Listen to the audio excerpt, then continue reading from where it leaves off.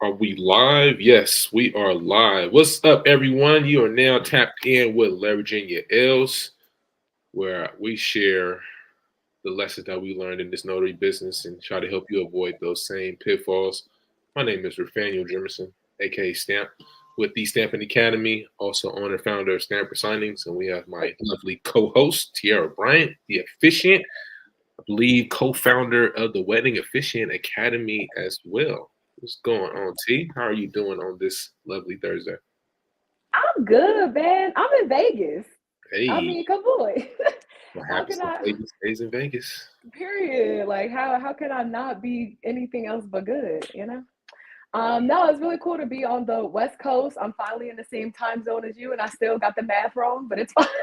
But it's fine. Let me tell you, this math has been whooping my behind this whole trip, like the whole trip.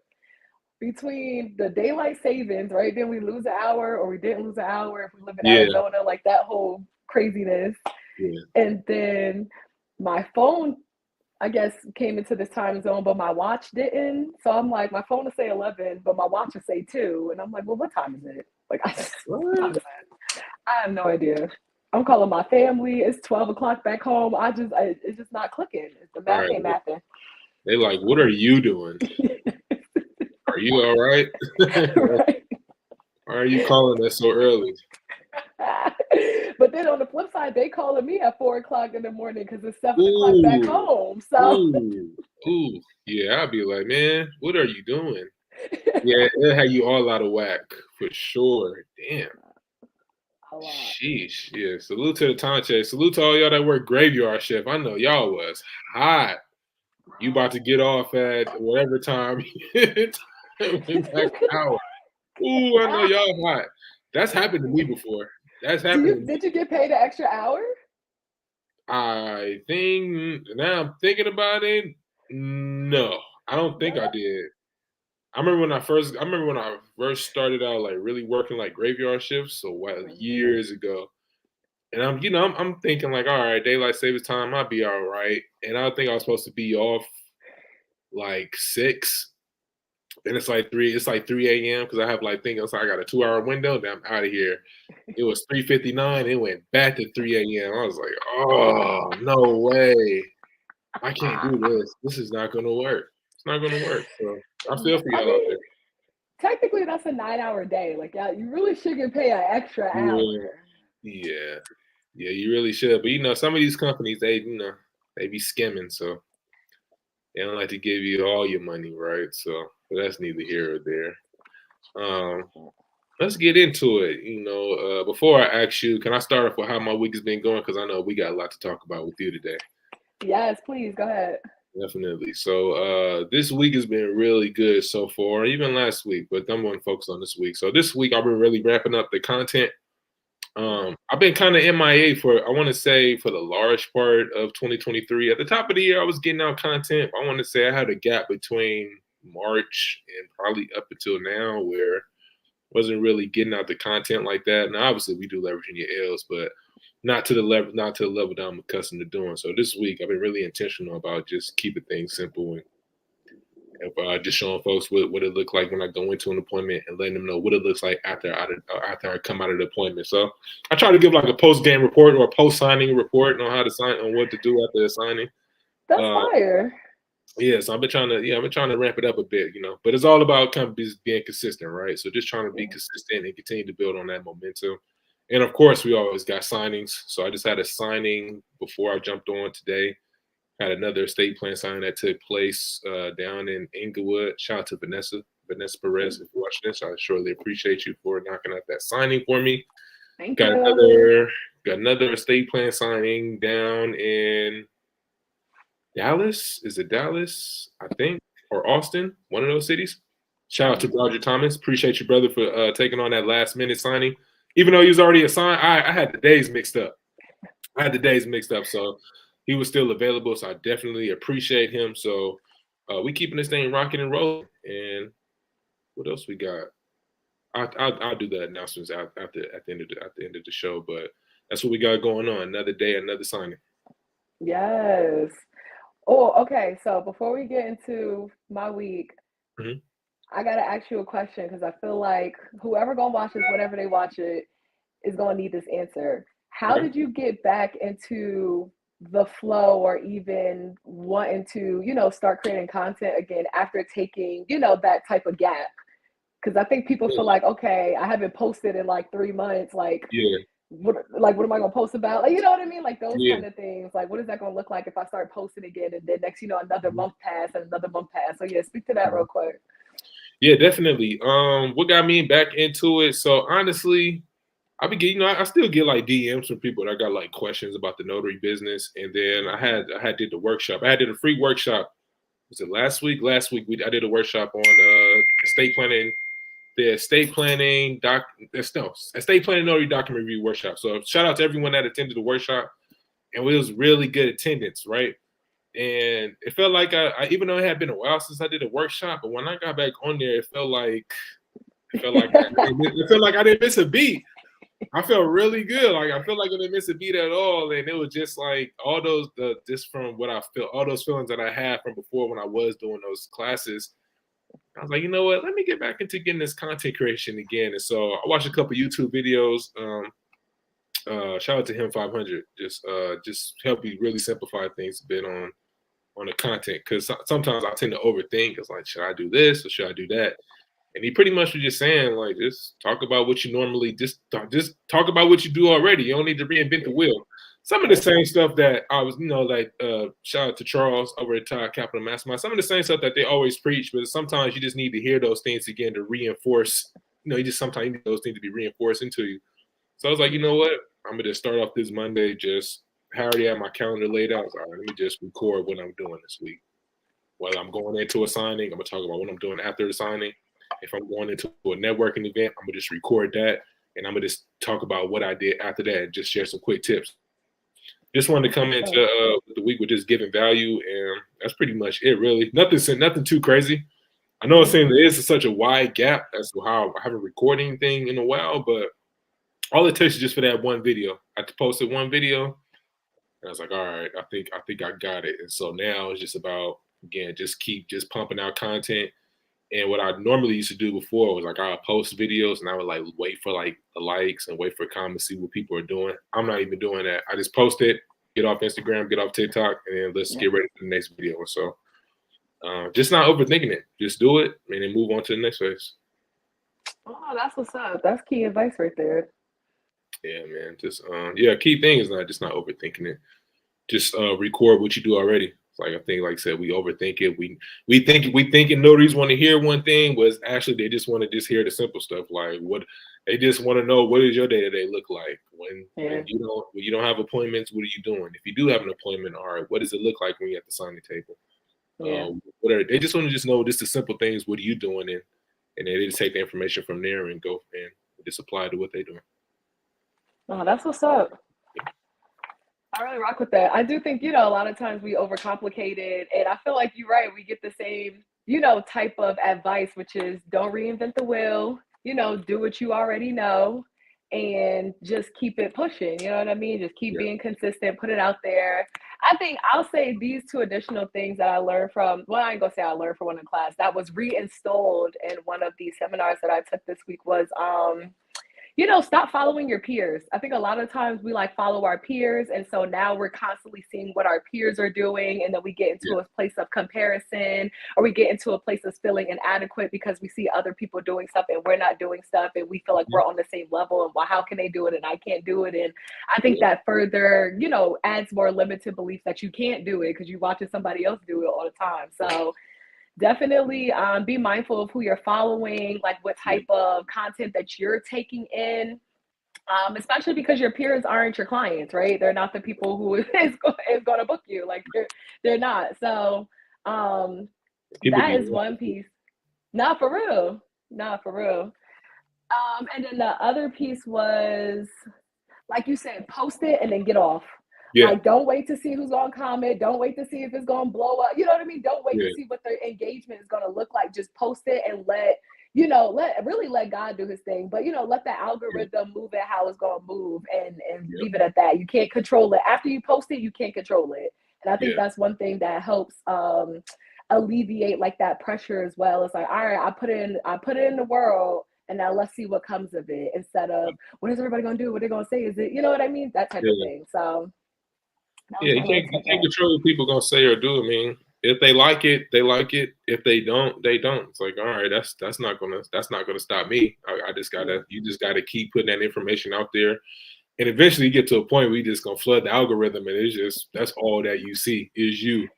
Yeah. And so another thing I want to add into is like I want to have bandwidth. So Mm. if you're not buying anything from me, like I want to be on top of your mind. So whatever you think of, whether it's got a question about estate planning, you're gonna think about me. If Yep. it's about starting a signing agency or what's the process of hiring notaries, I want you to think of me. And so that's what a lot of it just pumping out that content because you always want to stay top of mind. Because being gone for like 3 months, not really putting out a bunch of stuff, it's easy to get washed away because there's someone out there. It's a lot of coaches, Yeah. consultants Yeah. out there, and it's they putting out content the same as well. So I'm just lucky that again that even though I've been putting out this much, we still create content. Like I said, because we got leveraging your L's, and I still have my agency as well. So I'm still pretty active on social media anyway with the signings. I'm just happy that I could just jump right back into it and then just didn't miss a beat. And still people that I have around that's supportive of what I do as well. So I try not to take that stuff for granted. No, that's true. Definitely can't take that for granted. And you're right. It's like people just want to, understand the business. They just want to see how, you're doing what you're doing, or regardless, just want to see what it's like to do this type of work. And that's really all your content, could be. That's why they say everything is content, right? It's Yep. literally just documenting what it is that you do. And Yeah. it does get overcomplicated in our head, and listening to what people tell us is going to make it more visible, and Mhm. the aesthetic part of it. So Mhm. y'all not alone. Just get it out there. Just put it out there. Yeah, yeah. That's it. You're not definitely you're not in it by yourself. There's the same problems that I have in the notary business. I'm pretty sure you all are going through the same thing. Especially as a sign agency owner. I'm pretty sure y'all deal with people who don't follow instructions. I'm pretty sure y'all got people who get snooty with you when you need certain things to get done. So hey, you're not the only one that go through it. So I just try to show that you're not in this alone. I go through the Yeah. same stuff you go through. It's all about how you push through. And then before we get into it, Terry, I dropped a comment about a book that she was talking about. Do it afraid. Yeah, you can't be. Hmm. Yeah, you gotta do it scared. You can't be sitting on your hands. Just put it Yeah. out there and live with it. And a lot of times too, you learn from the stuff that you put out there anyway. So you know what works and what doesn't work as well. So, but it's not going to come to you if you just sitting on it. You just overthinking it. It's like, well, maybe they'll like it, maybe they won't, but you're not going to know until you put it out there, right?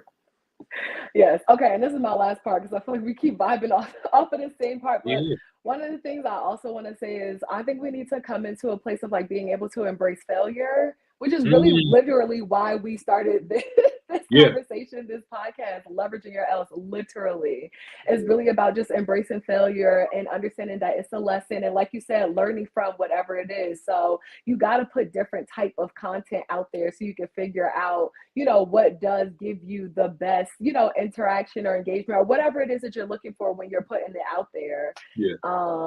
But like you said, you'll never know if you don't put it out there. And a Yeah. lot of times we don't put it out there because we're afraid it's going to fail. But if we learn to embrace failure, then we're looking at failure as a lesson. We're leveraging our L's. You see how that all came back together? Facts. Yeah, Oh man. yeah, failure is a part of business. No one comes into the game batting 1,000. Like that's Winning. never the case. Like you gonna fail. Every time. You might as well that you if you thinking coming into it like you're not gonna make any mistakes and you just gonna come into the game winning, man, you in for a rude awakening. No, Yeah. a lot of times you're gonna suck, and it just is what it is. It just is what it is. Like you're gonna suck a large part of the time. That's what anything that you do really. You're not Yeah. gonna just come into it. Now, obviously, there's that 0.1% where they just been touched by God. They just got it, and then whatever that they do. But for the large part, most people are gonna suck at what they do. So it's just the people that continue to put the reps in, they continue to stay after it, where they finally get that breakthrough. And so I'm looking for that breakthrough as well. I just continue to stay after it, and I'm kind of stubborn. You gotta have a little bit of stubbornness. Um, I don't give up easily. So it takes me a minute to where it's like, all right, maybe you need to give it up, but in most cases, I don't give up. I just continue to get after it. Nah, that's important though. No, that's important. Um, Dang, I forgot what I was gonna say, and it was gonna be good, but it's all right. It'll come back, I'm sure. But yeah, let's get into my week. Yes. I am super excited because this week I went to Wedding MBA, which is a huge wedding conference in Las Vegas. They have it every year. This is my first year, and you know what had me like in a very retrospective moment was when I was getting to the airport and I'm like, wow, this is my I for me to go to a work conference for someone to invest in my professional development, like I had to start my own business to go to a work conference. I've never Yeah. been in a job where they sent me somewhere to develop me professionally. And that was just like a light bulb moment for me. I don't know how, like why it came to me like that, but it just made me like realize like, dang, this is something I've always wanted to do. Like, you know, who don't want to travel for work, who don't want to go to conferences to learn, you know what I'm saying, and stuff like that. And the fact that I had to start my own business and then essentially pay for it and push myself to do it, it just was like, all right, this business thing is real. Like, yeah, this business thing is real, but it's been really, really, really good. It was a lot of information. It was a lot of networking. The one thing about Wedding MBA that I love is that it definitely talks to every type of vendor in the wedding industry. They have specialty vendor tracks, so education specific to officiants, education specific to DJs, videographers, photographers, etc. Industry professionals like powerhouses, speaking about, you know, different topics. They had seminars. They had like 5 seminars going on in the same hour, and you just had to pick one. And it's definitely very overwhelming. It is overwhelming. It is a lot of information that you're taking in over the span of 3 days. But one of the things that I did is when I was picking my classes, when I even made the decision to come to Wedding MBA, because it's an investment, right? My ticket was 199, my Mhm. flight was about 500, and my hotel was 1,000. And that's not including, you know, what you spend on food and, you know, how you entertain yourself and how you get around and, you know, all of these other things. So please understand Wedding MBA is not cheap. It's not cheap. But it was something that I felt like I wanted to invest in the earlier part of my business because one, I just wanted to get into those spaces where I'm around other professionals investing in themselves in their professional development in their businesses, like being in those rooms, having those type of conversations because they're not like they're putting that money in, right? So it's like, all right, you putting this money in, what are you coming here for? What are you trying to get out of it? What are you going to implement from this class that you took? And Mhm. I was lucky enough to not only connect with officiants from the Wedding Officiant Academy. So shout out to everyone from the Wedding Officiant Academy that pulled up to Wedding MBA and I met them. It was, I feel so full. My heart is so full. I was so excited. But just other people that we had joined the academy after, and just people who again was there like looking to develop themselves and be in those, you know, spaces to feel pushed and to feel inspired and, you know, all of those things. So have you ever been to a conference like this? Have you been to an NNA conference or any type of like work conference? No, I've always have notaries like, oh, you should have came to the conference, and I have like people that tell me, but I mean, I don't know. I have mixed feeling. I have mixed feelings about conferences. Let's talk about them. So a lot of time, so I before before we jumped on, we had a conversation, about Afrotech, right? About people Yeah, about the complaints that some of those people had, where they felt like the investment that you made, right? It's a hell of an investment that you invested in yourself, and obviously it was worth the investment because obviously you go into seminars, you get in classes, going to those classes, and you also make some connections as well, right? yeah. Well, hearing about Afrotech was definitely not that. It was just you got a ticket, you're just hearing people on stage talk, but you're not really getting any value from it. Like there wasn't no information about how to get how to get jobs, Yeah. what certification that you would need, and things of that nature. It was pretty much a big, hey, I'm going to network, and I could probably meet my soulmate there, possibly. And that's pretty much what it was. And so people had complaints about it. But I've heard stories about people attending like the LSS conferences and telling the NNA conferences. I hear mixed reviews about them. Right, you'll hear about some Mhm. people where they'll have a speaker there, but they're only there to just promote a book or a course that they're promoting. Right, Yes. they're giving you like if I'm going to a conference, right? I don't want the vanilla stuff, right? Because Mhm. you got people that's coming from different parts of the country. I want if I'm paying for this particular information, I want to pay for something that I can't find on YouTube, right? I want to pay for something that I can't find on Google, right? But if I'm going there, Yeah. if you just give me the vanilla information, you're not really giving me any value. It's just a huge waste of my time. But then I also hear about notaries who do go to these events and they may connect with the signing service owner, right? Who may be doing who may be doing an X amount in revenue per year, and that's a good connection to have. Or they may meet Yeah. another notary who has this specialized skill in this particular area, and they're sharing information with them that they necessarily couldn't find from doing like online or whatnot. So I hear mixed reviews about it. Me personally, I don't like being around a bunch of people. I'm still getting over that. That's like one of my what's that word I'm looking for? That's like one of the things I'm really uncomfortable with. Is like Yeah. being around a bunch of people. Yeah. So that I tend to be a recluse. That's just the kind of person I am. So I mean, I think, like I said, just from hearing your experience, I think it'd be worth it. But at the same time, I'm like, I don't really want to be around a bunch of people like that. I'd much rather stay to myself and just interact with you via social media. So, but yeah, but that's not. But to answer your question, no. Only conferences that I've attended would probably be not a conference, but like a networking event. There's like 20 or 30 people there. Yeah. Black Business Click, like the type of events that I've been to, maybe be like a BNI or if Black Business Click if they have an event going on. But that's it. Hey. Nothing to that level to what you've done. Yeah, so I will say this, it definitely is a lot of people. It's a lot of people there. It's a lot of people coming from, like you said, all over the world. Yeah. Um, for these 3 days, it's only a 3-day conference. It's Monday, Tuesday, Wednesday. I think next year is going to be Tuesday, Wednesday, Thursday. But so I would say half and half. I'm still trying to, level out like the worth. I'm still trying to level out what will I be coming back next year. So they have a thing where if you the first day when you come, yeah, the first day of Wedding MBA, you can buy the ticket for next year at the lowest price it's ever going to be, which is 149. And then the next day it goes up to 169, and then the third day it goes up to 179. And I think at the top of the year they hold it at 199 until you get to a certain place and they start going up. So a lot of people, or a lot of the officiants I spoke to beforehand, told me that they came with the intentions of buying for 2024. And I thought that was very interesting. Yeah, that's how I felt. I thought that was very interesting because for the officiant track specifically, it is a lot of educators that have those webinars or like trainings that you already purchased.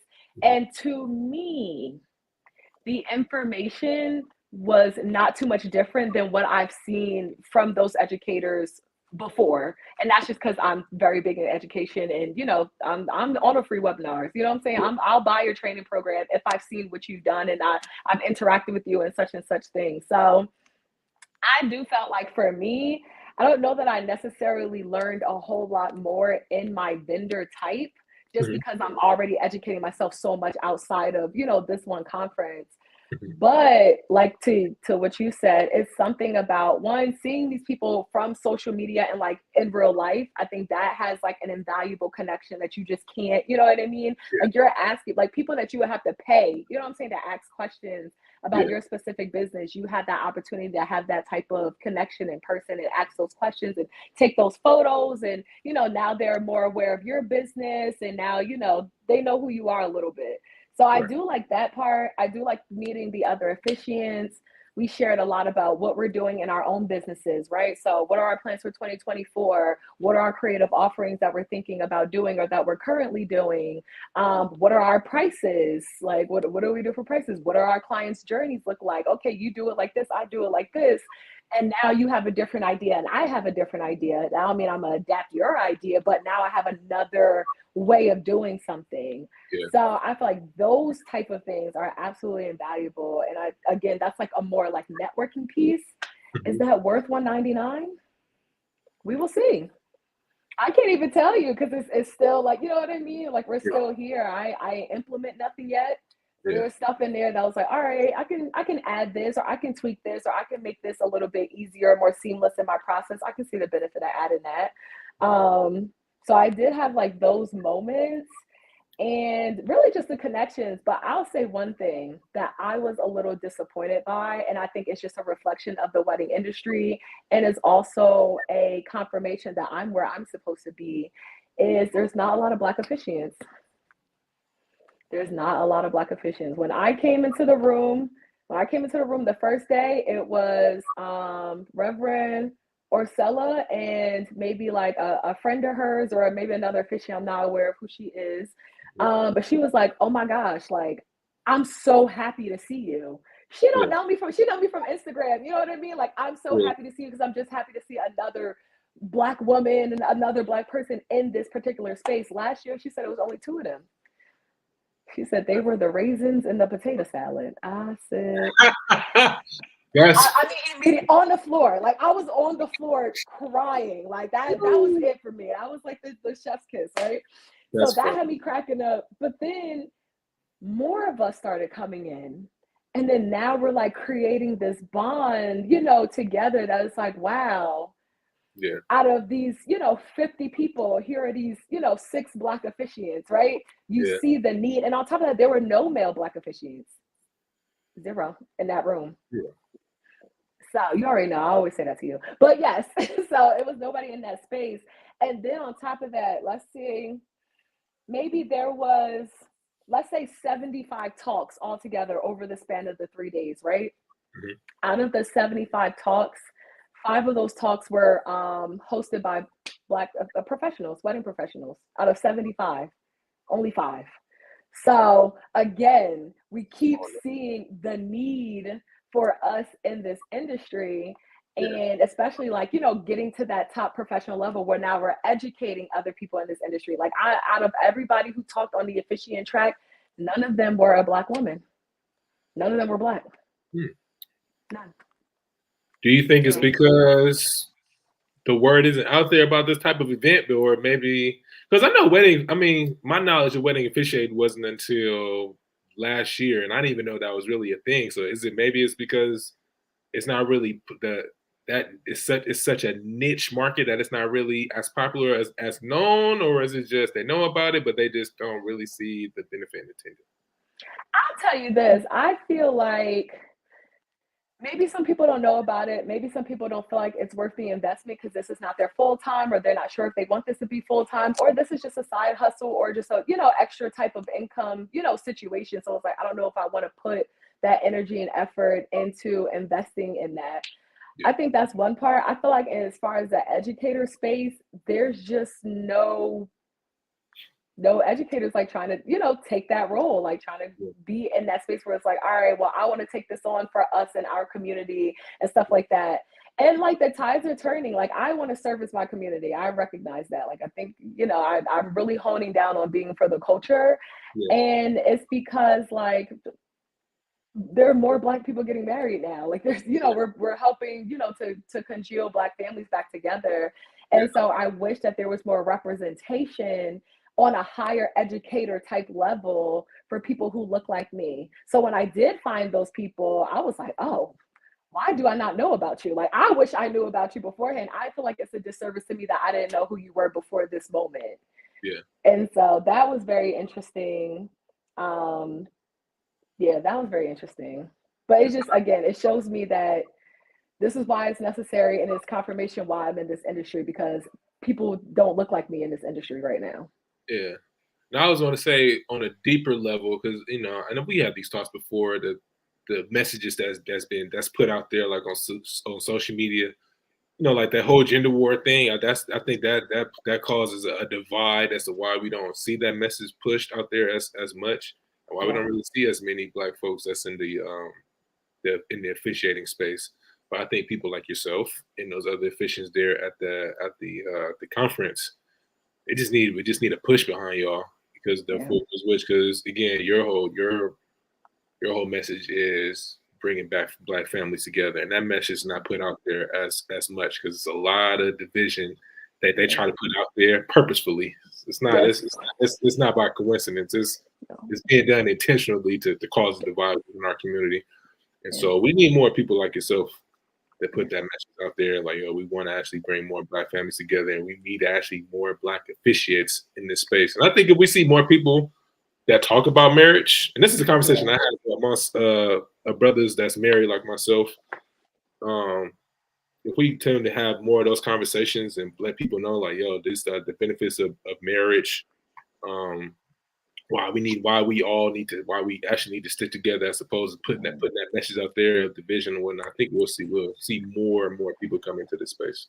Yeah, I agree with you. And I think for me, my goals are changing, right? Before it's like, okay, I just, want to marry couples and I want to make it, super fun for them and stuff like that. And now my space is like, I want to be on somebody's vision board. Like I want to be on somebody's wedding vision board. It's like, all right, I want to get married at this venue. I want these type of flowers and I want Tiara to marry me. You know what I mean? So I think just being again in that room with other officiants, us having these conversations, especially about our different areas. I mean, I met officiants in Tennessee, California, Michigan, Dallas, New York. I know I'm forgetting people. If y'all ever see this, I'm sorry. But it was like a couple of different states where it's like people do stuff differently and they just have different, dynamics and their price points is different. They can't charge $9.95.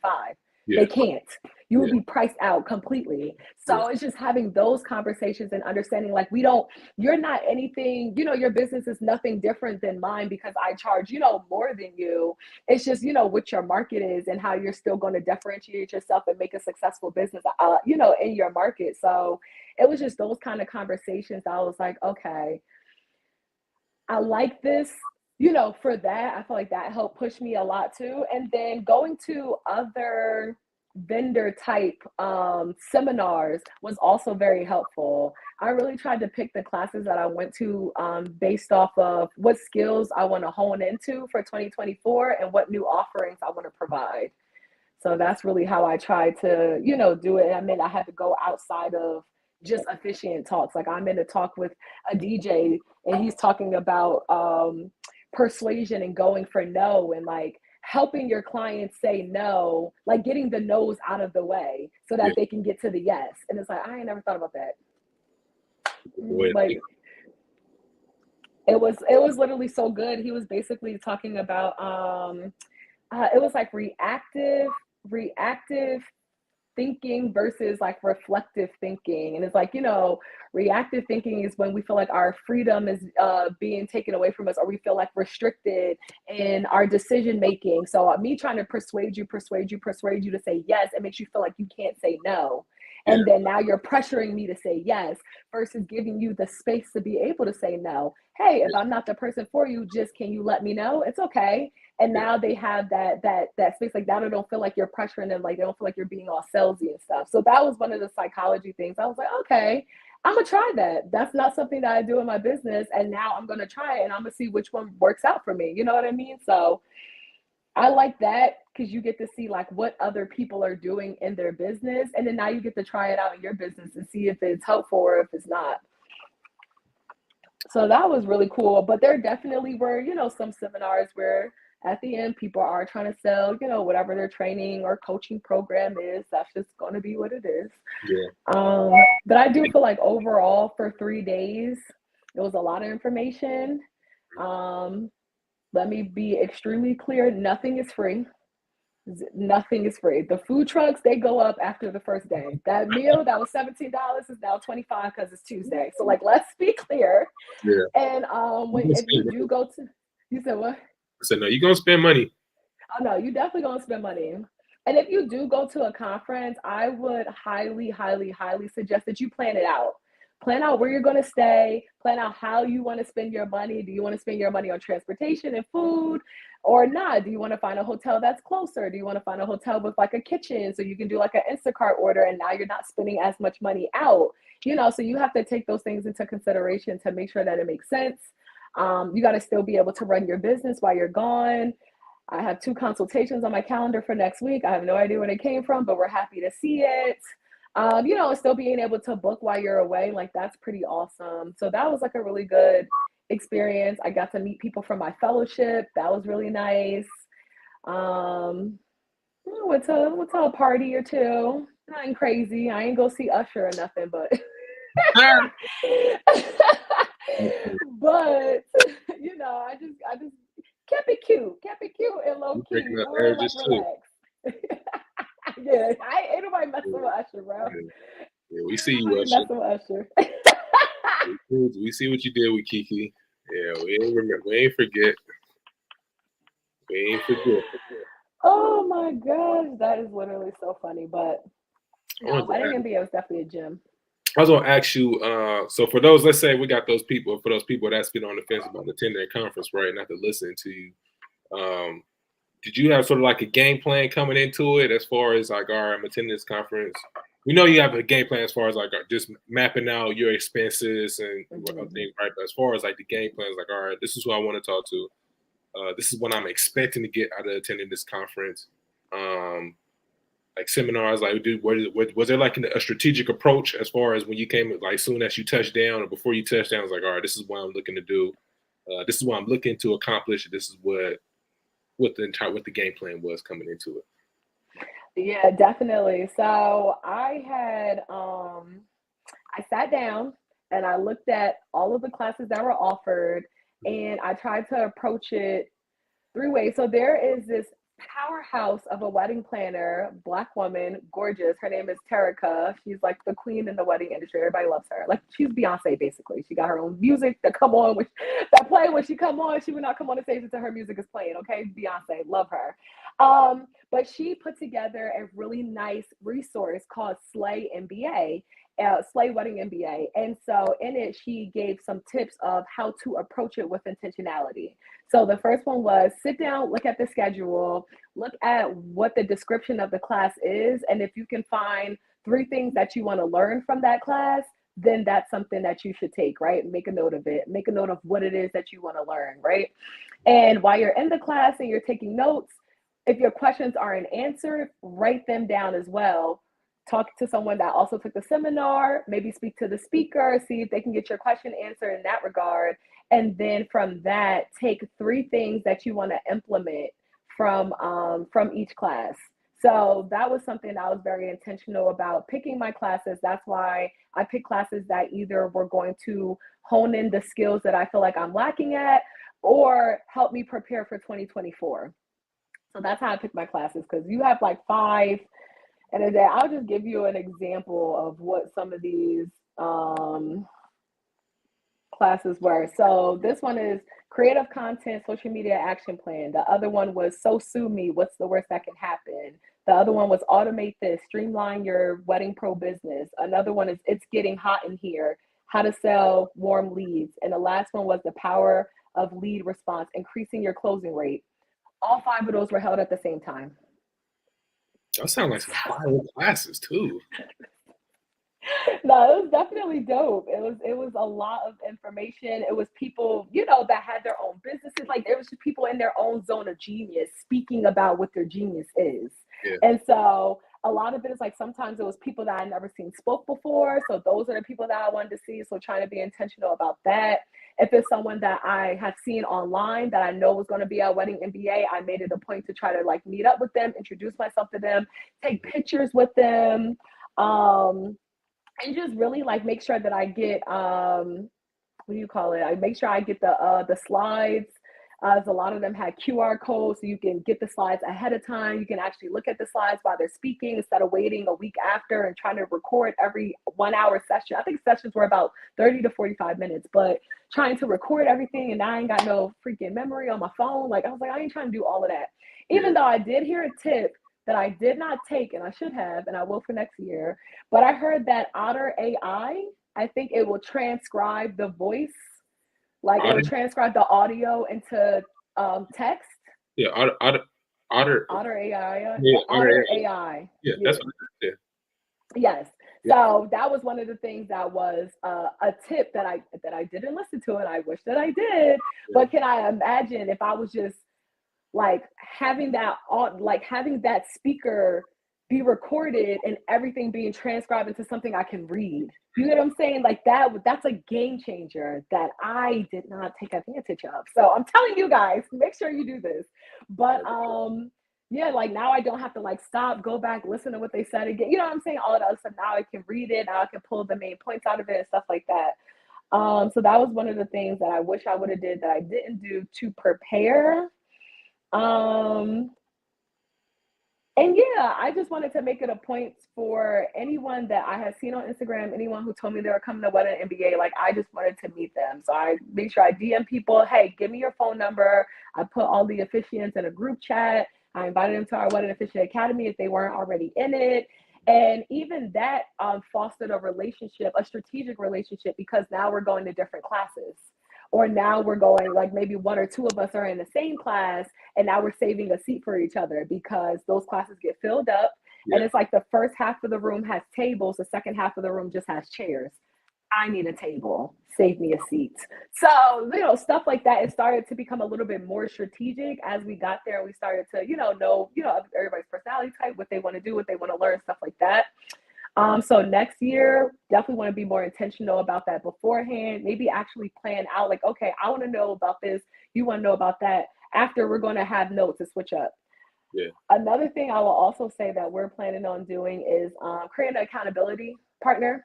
So having an accountability partner for what it is that you want to implement, sharing what you want to implement, and then follow up with each other like 30 days later, and just having like a 30-day check-in. And then another thing that we're doing is just creating a Zoom so that we can recap everything that we learned, see if people interpreted things differently, see what they took out of it. Again, what are they going to do for their business based off of this information? And the fact that we're all in different markets in different areas, even though we definitely was on some collaboration over competition, but still that just makes it even better that we're not all in the same space.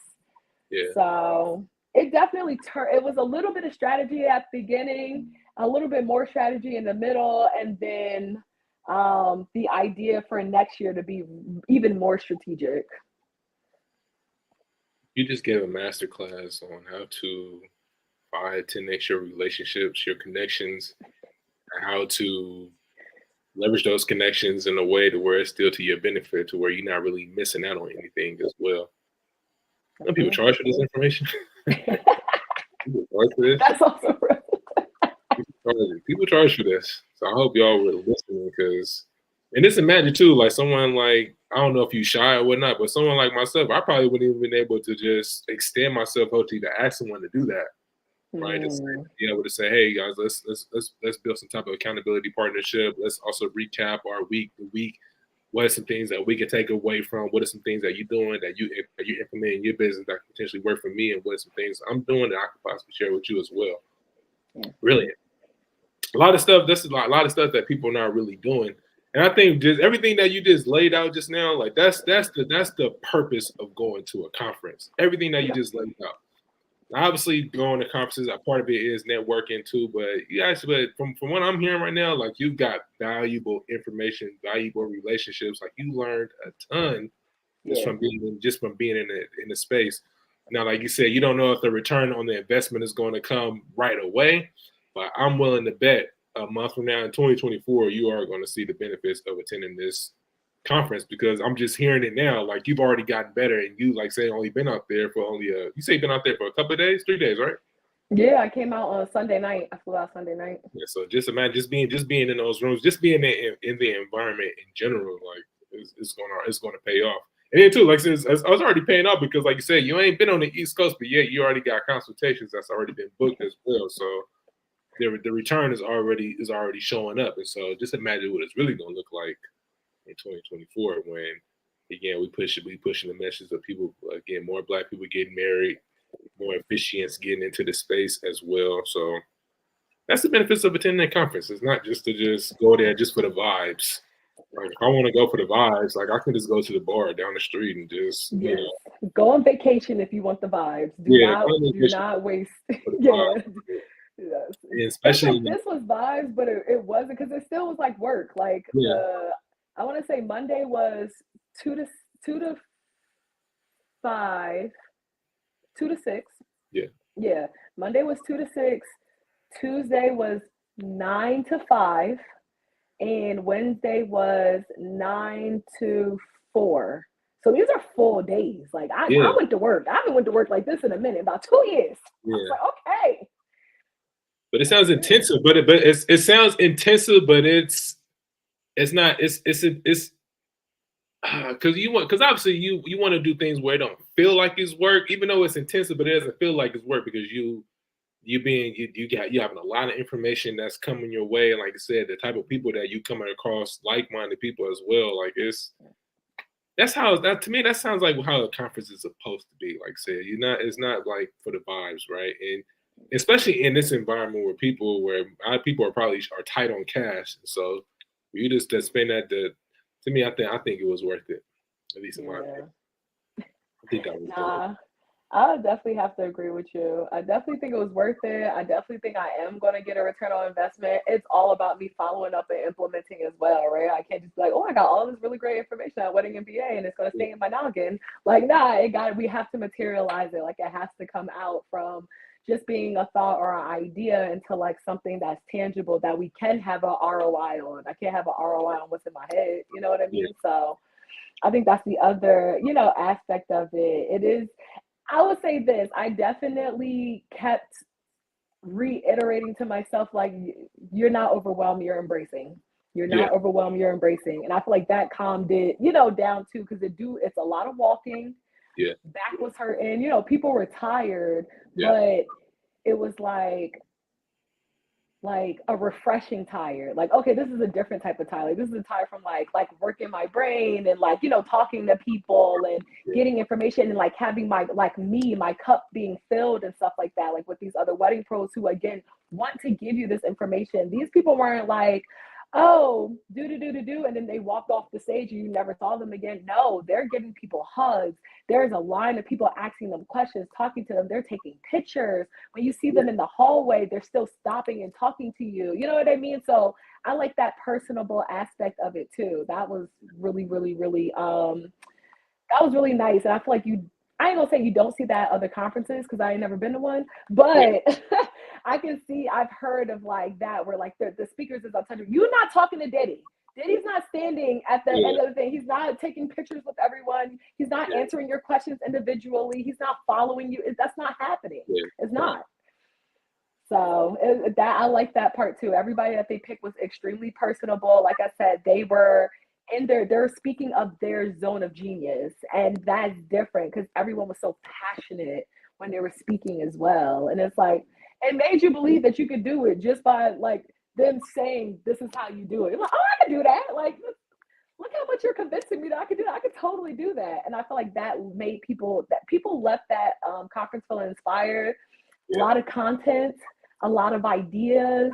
And like you said, I think that is also like a benefit that we don't always, see or talk about. We always want like how many dollars came into my business from this information that I learned at the conference versus now I have more confidence to talk about something because I've seen someone else do it. And now I know what passion looks like. So I don't feel crazy being passionate about helping my couples and you know what I mean? Stuff like that. So a little bit of validation there as well that you didn't know that you needed.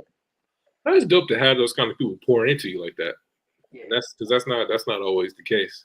It's rare. I'm not gonna say it's rare, but that's not always the case for people to just pour into you like that. Because again, there's probably thousands of people up there, and they, like I said, me personally, I don't know if I could sit in front of thousands of people and just ask them questions or whatnot. Like I said, I tend to be a recluse, but to have those kind of people that are willing to do that to you, like to me, it sounds like you made it. It was worth the investment. Yeah. It was worth the investment. I like that. So what's next? So is the conference wrapping up soon, or what's going to be next after this conference for you? So the conference wrapped up yesterday. Yesterday was the third day, the last day. Today is really decompression. Decompression and just doing stuff in my business, like my admin work that I needed to get to. And I guess for me, what I really, really, really want to do is go back and make sure that I have slides for every single talk that I went to and that, or even talks that I didn't go to, because a lot of the speakers were so they don't record Wedding MBA. It's not like you're going to get a record. You're never going to see, not that you're never going to see this information again, but each speaker owns their information. So they get to choose what they do with it. That's what I'm trying to say. They get to choose what they do with it. So a lot of the speakers did, give the slides out, and stuff like that. And I think that was just like a general consensus. So I even feel comfortable reaching out to someone that I didn't meet, a talk that I didn't go to try to get those slides. Am I going to get them? I don't know yet. I ain't tried, but I still feel confident enough to try just because of the experience I have with all of the speakers that I did go to. So that part is really good. So yes, for the talks that I did go to, I want to make sure that I have all of the slides for them. Ones that I didn't go to that I want slides for, I want to, attempt to get those. And then I heard three things from one of the speakers who was someone asked, like, all right, how do I implement all of this information without feeling like, again, overwhelmed or overloaded?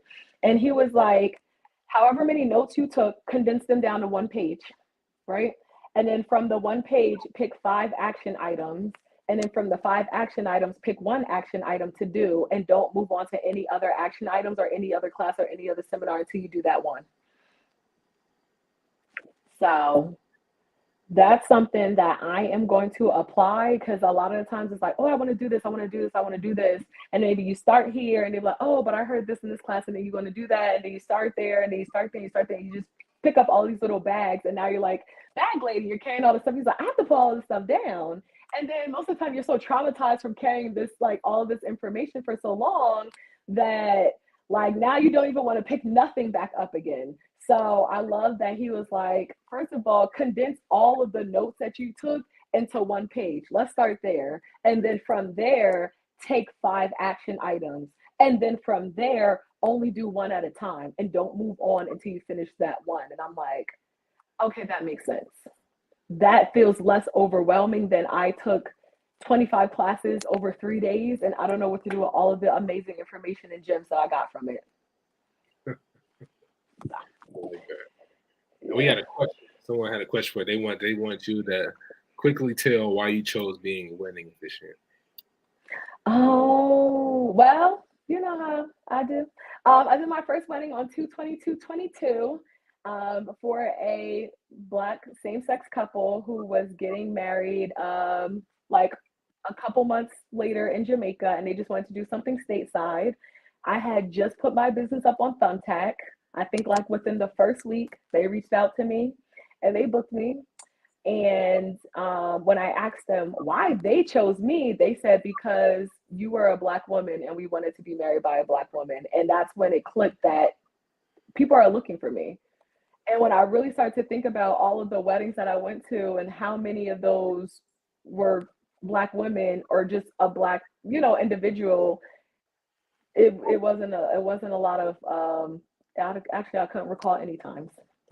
I couldn't recall any time. So the fact that that's specifically what they were looking for let me know that other people were looking for that. And I think a lot of the times with male officiants, they're typically clergy or like religious, members or members of churches and stuff like that. And sometimes those come with other expectations. So it's also just understanding what the trend is, right? People are getting married. The people that are getting married are my age and a little bit younger. Like that's marrying age right now. Older Gen Z and younger millennials. So that's a peer-to-peer aspect for me. So there we have all these, cultural ways that we can connect and stuff. And so I think that's the other thing. Like younger couples don't necessarily want to be married by their, someone their dad age or someone their grandma's age or, something like that who they're disconnected from. And they also don't necessarily want to follow all of the traditions. They want to be able to like personalize them. So I think really just understanding that that's where the market is going and people are already looking for me at just for who I am, just being a Black woman who learned and became skillful at officiating. it just all kind of connected for me. And then, of course, you already know money, like the price, being able to charge, a certain amount, not being hassled for it, that being the industry standard, being in a space where people don't typically budget for notary. Like, you know what I mean? It's like, I need this at the last minute, or like, I need this like turn around very quickly, but I don't really have the cash for it. Like, this is more of an emergency situation. Whereas weddings, people be planning for 2 years, a year, saving their money to spend it. So, you know what I mean? It's a little bit different. The persuasion aspect is a lot different. And I feel like even for me, just being able to like see growth, being able to be in spaces where people are telling me that I charge too little versus I charge too much. I was like, okay, that's different. Definitely hear that's a notary. I got that call today. Someone called me. I gave my call. I was like, oh, let me call around. I was like, is this an urgent matter? It's like, no. Like, okay, that makes sense. No, good luck. You said that makes sense. Yeah, definitely makes sense. Yeah. And you already know with me and notary, like I'll be sending people to UPS. I'm like, okay, well you can call UPS because you know what I mean? So yeah, that's really why I chose officiating, to really like double down in and hone my skills in. I just joined the IAPWO, which is the International Association for Professional Wedding Officiants. So I'm very excited about that. I'm going to start working on my CPWO, which is a Certified Professional Wedding Officiant. It is actually a certification that is recognized and trademarked. So shout out to us. And I think I'm just going to be an officiant advocate. I think a lot of the times people, you already know, we always complain about officiants being hired last, one of the last vendors. They don't necessarily have a budget for it. We have a little bit of a different competition with, people using family members, or, people using friends. So really just setting yourself out and educating people on what the value of what an officiant does. I feel like that's the space that we're in now. And I think the natural educator in me is kind of excited about that. Like, I feel like we're on the up and up. Like we're rising the tide, and I'm just catching the wave, and I'm gonna ride it. Good. There you have it, folks. Hey Terry, I know you got another question. I would encourage you to do a consultation with Tiara. She'll get you lined up. Where's your you got the link? Drop it in the comment. What did it say? If I do quick signings or elopements with the signings, do I meet to do the same questionnaire for them as I may do for an elopement? If I just do quick signings or elopements with the signings, do I meet to do the same questionnaire for them as I may do for an elopement? I mean, if you're doing a quick signing, for me, I have, 3 packages.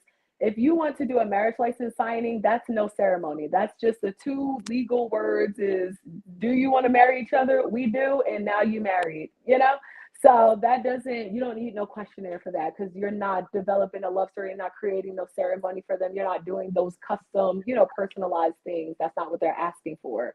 Typically in a quick ceremony, that's not what they want. Elopements might be a little bit different. Again, if they want you to tell their love story, then that's something that you need to charge for, because it's going to take time. You're going to have to meet with them. You're going to have to learn them a little bit. And then you have to take time to actually craft their specific story. Yep. So you should definitely add a little bit more to that. And you need to have a different process for that. But if they just elopement in terms of, again, it's just super small, me and my 2 witnesses, and we just want to get married quietly, want to be a quick, 15-minute ceremony, or not even 15 minutes, a quick little 5-minute ceremony. You shouldn't be using a questionnaire for that, outside of getting, the basic information, where the ceremony at, what these people's names are, phone number, contact, stuff like that. Fire. Hope that answered your question. And Tara, I'm pretty sure you're in our Wedding Officiant Academy Facebook group, but feel free to post your questions there. You can get some more insight from other officiants across the nation, not just I.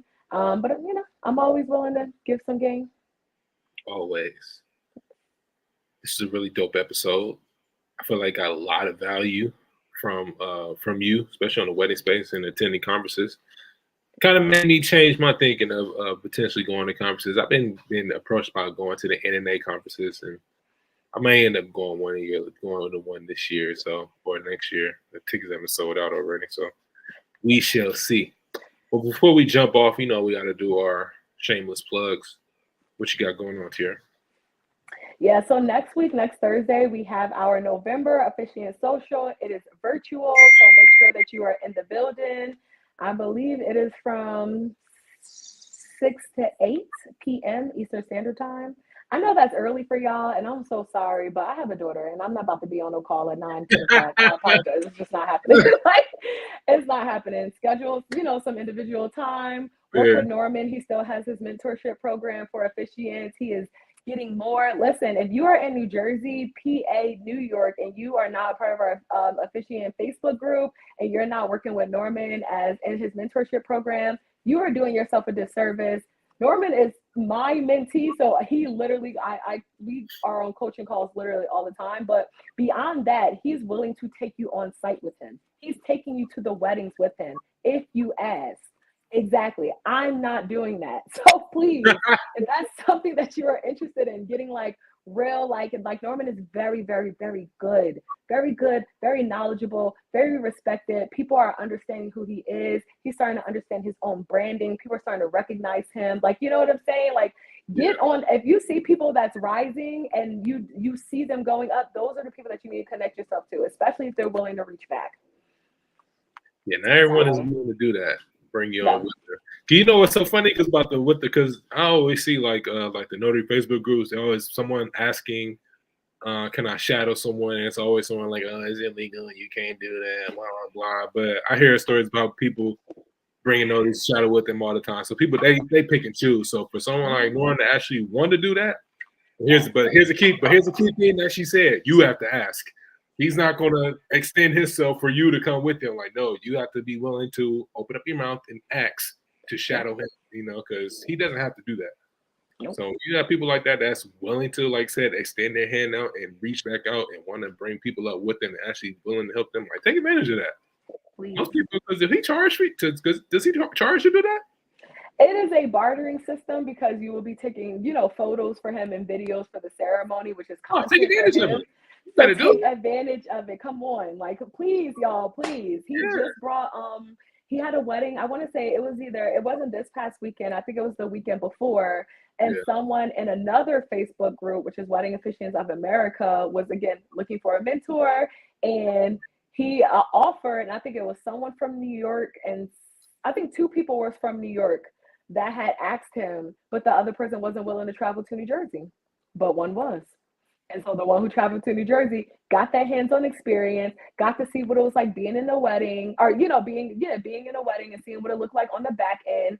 She also has her first ceremony coming up, so it was just that firsthand experience to get the nervousness away and just see what it looks like to engage in that type of space. Like, you have no idea what you're getting into until you get into it, and that's what's nerve-wracking about it. But if you have an opportunity to see it on kind of like a fly on the wall, why wouldn't you take that? Isn't New York isn't like a 30-minute drive to New Jersey? I think it depends on where you live in New York, and where the wedding is in New Jersey, child. Because I live in Central Jersey, so the toppest part of New Jersey is going to take 2 hours. The lowest part of New Jersey is going to take 2 hours for me. So if you're in New York and the wedding is in South Jersey, it might take an hour and a half. I don't know. But either way, listen, this is hands-on experience. Like, you're not going to be able to get this, especially like you said, not for free. Like, people would be like, yeah, you can come, but maybe I'm going to charge you to, come with me, or whatever the situation is, who knows? But it's just the fact that opportunity was there, and, he's willing to do that, and he's willing to extend himself to the couple as well, right? Because that's his reputation, that's his brand, like that's his business, and he's bringing someone alongside who he'll know you from a can of paint. You might show up looking crazy, come there acting a fool, talking and stuff. He don't know you. So he's extended himself as well. So, we want to be mindful of that opportunity. Don't come playing with Norman now, because then you playing with me. I don't like that. That's all I gotta say. Take advantage of it. Yeah. That's crazy. You don't even charge for that, but only as long as you want to take the pictures to get the man. Y'all, man, I don't know. Maybe it's just us, because I see what people be charging for their time, and so for someone who has the skills, who has the experience, and is willing to extend their hand out, man, please, you gotta take advantage of that, especially if you're in New York or in New Jersey. Take advantage of it. I don't know if I'll be willing to say. Maybe, I don't know. It just depends. I don't know, but yeah, because like you said, you don't know. Like I said, you don't know these people from a can of paint. You don't know how's their professionalism. You don't know their level of respect. You just don't. You really just don't know. So you're really taking the chance. Yeah. Those individuals. So salute. You don't know if they're gonna show up. Like, you know what I mean? They ain't contracted. Yeah, they ain't contracted to show up. They ain't getting paid for this. They might be like, "Oh, this was cute, thanks, but now I'm not coming." Like, you don't know. Don't even say nothing. Oh, my bad. I had something coming up. Yeah, I know. Yeah, I know. Ain't nobody got time for that. Yeah, nobody got time for that. So, well, definitely, like I said, the social is virtual. It's literally on Google Meet. You know, you can sign up if you join our Facebook group. The thing is already there. But definitely get in there. It's officiants from all across the country. It's pretty much an officiant mastermind. So that's really how we carry it. We're talking about topics. We talk about education. We share stories. We share tips, tools, strategies, and support. That's what we do. Salute to Norman, man. Salute to the Wedding Fishing Academy. If y'all haven't signed up, I don't know what you're doing. I don't know what are you doing. But what do I have coming up? Man, we got some things coming up, y'all. Next week, I will be hosting a free workshop on reverse mortgages. Who would have thought? Me, out of all people, me. Look at you. Why are you doing this to us and yourself? No, somebody has to do it, but why you? That's funny. Oh my gosh, that's wonderful. That You're is doing funny. the Lord's work, Rafael. I tell you. Hey, I'm a man of the people. Yes. I'm a man of the people. But yes, I will be doing a free workshop. Yes, a free workshop on reverse mortgages, y'all. I'm not sure if you all have done a reverse mortgage, or for those of you that know that most reverse mortgages are easily 230 plus pages or more. And we will be having a free workshop on reverse mortgages. So we'll be going over some essential documents, what to do. That got me stressed. That's funny. That is funny. We'll be going over some essential documents. We'll be going over best practices at the signing table and how to command top dollar to perform this service. So, period. Quick. Wait. Hold on. Wait. Just say one more thing. Yeah. Who is eligible for reverse mortgages? How old they got to be? 62 and over. Okay. Yeah. It's like, nah. Got to be 62 and over to be eligible for a reverse mortgage. Reason why it is funny because I've been doing a few of them. And before then, the offers that I were getting for reverse mortgages, it just didn't make sense. And then when I first originally done them, I literally had my very first reverse mortgage sign. I had to go back to the appointment 3 times just because I didn't know what I was doing. And so I've been doing quite a few of them. And I just thought, you know what? These are not as bad as I initially seen. Now, I will say, just a disclaimer out there, I've been getting paid handsomely. I want to say handsomely be getting paid for reverse mortgages that I've been doing. And so if I'm getting paid handsomely, obviously I want to make sure that other notaries out there are getting paid for their time, for their time and service as well. And they're really not as bad, you know. It just depends on what person that you're working with. The very first one that I did, this gentleman had cataracts, and I think he had Parkinson as well. So I mean, that was a really long. That signing took like almost 3 hours. So initially, my initial experience on the reverse mortgages, I was soured from the beginning. But since then, I've had some really good experiences, and I think, you know, if I learned something, I've been doing quite a few of them, and I'm pretty sure there's notaries out there that want to get information on it, and also it's a challenge for me because again, I'm trying to get back into doing my weekly workshops and webinars. So I was like, you know what, why not do it? And it's gonna be on a Saturday anyway. So if you show up on a Saturday, you really dedicated, and again, it is free. And it's not like estate planning where, you know, you might only need to see like the power of attorney or a few documents to review. Like for this type of class, it's going to be like an hour and a half or more. So just because of the amount of documents that you're going to see. So again, it's free. It is free. I will be posting in the description for you to register. I think so far we got about 50 people that's registered. So probably want to see 5 or 10 in the building, if that. But if it's not there, it's cool. I'm still going to record anyway. I'll still be present, so I definitely would encourage you to show up. And if you're going to be in California, Northern California, I will be hosting my first in-person class for the first time. We'll be Hey. So I'm very excited about that. First in-person class on how to become an estate planning notary pro. So if you're looking to offer estate planning notary services, want to incorporate this service into your business, and you want to learn this specialized skill, I believe I'm more than qualified to teach it. I've done over 200 plus estate plan signings within these last few years or so. So if you're going to be in Northern California, you want to be in the building, be an opportunity for you to network with other notaries. I'll have some special guests as well. Especially going to have some food to eat. Not going to leave y'all starving.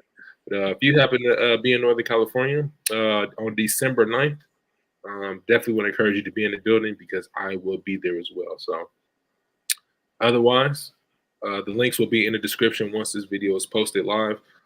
Well, we will be posted after this video ends.